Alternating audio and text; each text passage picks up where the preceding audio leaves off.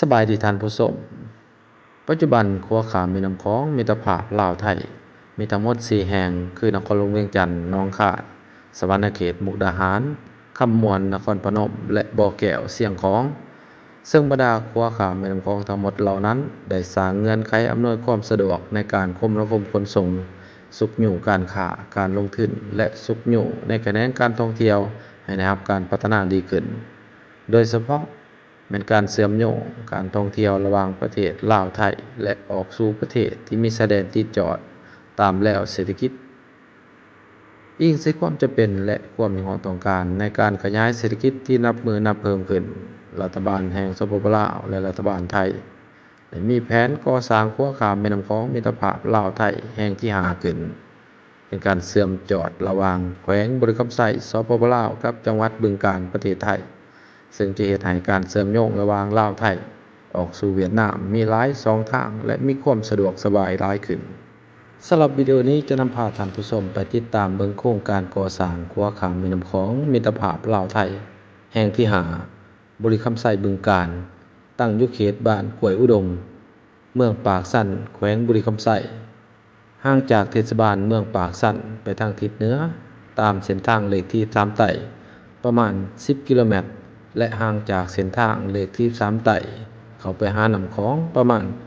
2,860 เมตรมาฮอดปัจจุบันโครงการก่อสร้างขัวดังกล่าวมีความคืบหน้าไปแล้ว51กว่าส่วนหอนแต่ก่อนจะไปทำความรู้จักเรื่องราวรายละเอียดนั้น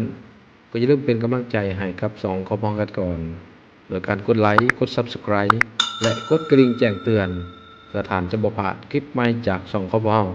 และหลังจากนั้นเราไปติดตามรับชมไปพร้อมๆกันเลยโครงการก่อสร้างขัวขามแม่น้ำคองมิตรภาพลาวไทยแห่งที่5มีความคืบหน้าไปแล้ว51กว่าส่วนหอยมาฮอดปัจจุบันการปฏิบัติแผนงานในเดือนสิงหาคมปี2022ของโครงการก่อสร้างขัวขามแม่น้ำคองมิตรภาพลาวไทยแห่งที่5บริคำไสบึงกาฬสัญญาที่1เวียกก่อสร้างขัวกลางน้ำรวมทั้งทางเข้าและสัญญาที่2แม่นหน้าเวียกก่อสร้างทางเชื่อมต่อเข้าขัวและอาคารด่านเฉลี่ยความคืบหน้ารวมทั้ง2สัญญาในเดือนสิงหาปฏิบัติได้ตัวจริง51กว่าส่วนหอยลื่นขาดไม้ 3.5 ส่วนหอยอิงตามบทรายงานประจำเดือนของฐานไร่ทองพรหมวงศ์หัวหน้าโครงการก่อสร้างขัวขามแม่น้ำคองมิตรภาพลาวไทยแห่งที่5บริคำไสบึงกาฬให้รู้ว่าโครงการดังกล่าวได้เริ่มลงมือการก่อสร้างมาแต่เดือนสิงหาคมปี2019ซึ่งเป็นโครงการเงินกู้จากองค์การร่วมมือทางด้านเศรษฐกิจกับประเทศเพื่อนบ้านองค์การมหาชนจากประเทศไทยองค์การนิดารัฐบาลสปปลาวได้รับเงินกู้ยืมเป็นจำนวนเงิน 1,380 ล้านกว่าบาทสกุลเงินไทยได้แบ่งสัญญาออกเป็น2สัญญาคือสัญญาที่1แม่นสัญญาก่อสร้างขัวขามแม่น้ำคองทางเบื้องประเทศลาวมีความยาวทั้งหมด535เมตรและสัญญาที่2แม่นการก่อสร้างทางเข้าหาขัวมีความยาวทั้งหมด 2,775 เมตรรวมทั้งอาคารด่านและสิ่งอำนวยความสะดวกอื่นๆเบื้องประเทศลาวมีระยะเวลาการก่อสร้าง30เดือนและมีระยะค้ำประกัน24เดือนสำหรับการปฏิบัติแผนภายในเดือนสิงหาคมปี2022สัญญาที่1เวียกก่อสร้างขัวกลางน้ำรวมทั้งทางเข้าหาขัวประกอบมีเวียกซ่อมแปลงทางเข้าเขตบ้านหางสิงติดตั้งประตูหัวแคบสนองเครื่องมือรับใช้เวียกงานซ่อมแปลงกับสวนครัวและหน้าเวียกอื่นๆปฏิบัติได้ 0.76 ส่วนหอยลดขาดไม้ 5.33 ส่วนหอยเฉพาะแผนรวมของสัญญาที่1ทั้งหมดปฏิบัติได้ 40.80 ส่วนหอยลื่นขาดไม้ 3.50 ส่วนหอยและสัญญาที่2แม่นหน้าเวียกก่อสร้างทางเชื่อมต่อเข้าหาขัวและอาคารด่านประกอบด้วยเวียกดินเวียกโครงสร้างทางเวียกก่อสร้างปูนหน้าทางโดยตรงเวียกก่อสร้างท่อระบายน้ำลอดทางเวียกก่อสร้างอาคารด่านเวียกระบบของอาคารและเวียกอื่นๆปฏิบัติได้ 3.59 ส่วนหอยลดขาดไม้ 0.37 ส่วนหอยเฉพาะความคืบหน้ารวมในสัญญาที่2ฮอดท้ายเดือนสิงหาคมปฏิบัติได้ 62.21 ส่วนหอย ลื่นขาดไม้ 3.50 สนอสิเลียแล้วความคืบหน้ารวมทั้ง2แผนของ2สัญญาในเดือนสิงหาปฏิบัติได้51กว่าสนอลื่นขาดไม้ 3.50 สนอท่านไร่ทองพรหมวงศ์หัวหน้าโครงการให้รู้ตื่อว่าเพื่อบ่ให้เวียกงานหยุดชะงักทางโครงการได้สมทบกับคณะเฉพาะกิจขั้นศูนย์กลางและขั้นแขวงเพื่อสอกหาเงื่อนไขมาตรการและสิ่งอำนวยความสะดวกให้แก่ทีมงานบริษัทที่ปรึกษาและบริษัทผู้รับเหมาฝ่ายไทยเข้ามาปฏิบัติเวียกงานสำรวจเก็บกำข้อมูลอยู่ภาคสนามในระยะเดือนมิถุนายนปี 2021 ที่ผ่านมาซึ่งปฏิบัติสำเร็จไปด้วยดีพอสมควรถึงแม้ว่าจะมีการปิดชั่วคราวในระยะที่มีการแพร่ระบาดของพยาธิโควิด -19 ซึ่งเวียกงานก่อสร้างของโครงการแม้นยังได้จัดตั้งปฏิบัติอยู่โดยได้ประสานสมทบและพัวพันกับเจ้าหน้าที่ที่เกี่ยวข้องเป็นต้น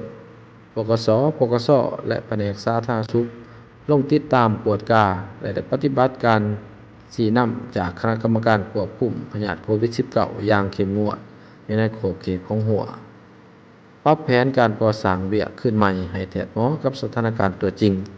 เพื่อทดแทนบางรายการหน้าเวียกที่บ่สามารถจะตั้งปฏิบัติในระยะฤดูฝนให้ไปจัดตั้งปฏิบัติในระยะฤดูแล้งเสนอขั้นเทิงพิจารณาค้นคว้าแหล่งทุนที่ยังเหลือจำนวน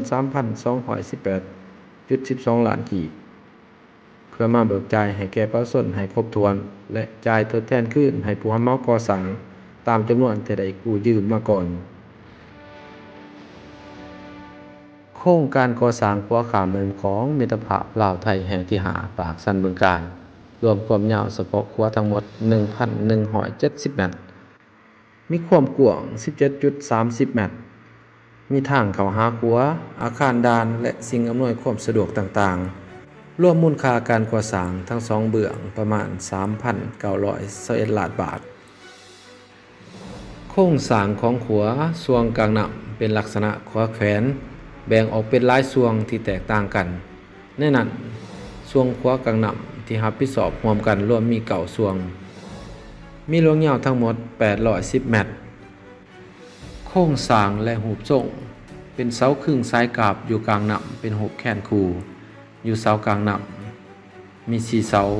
มีมูลค่าการก่อสร้างรวมเฉพาะอยู่เบื้องลาว